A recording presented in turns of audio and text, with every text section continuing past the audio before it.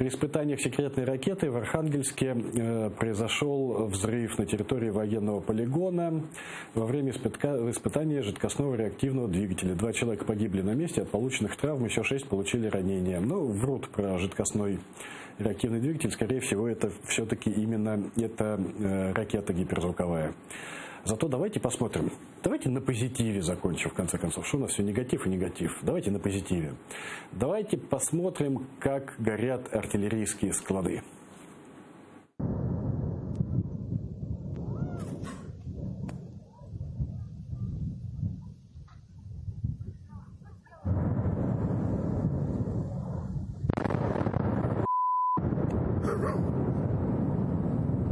Поехали, а?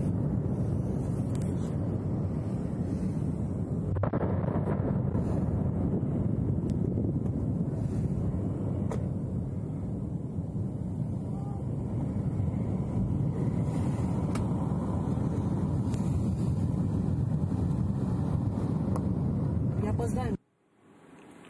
Ах, красота! Можно бесконечно долго смотреть на огонь, воду, рейс в Магадан вместо Грузии и горящие в Сибири артиллерийские склады.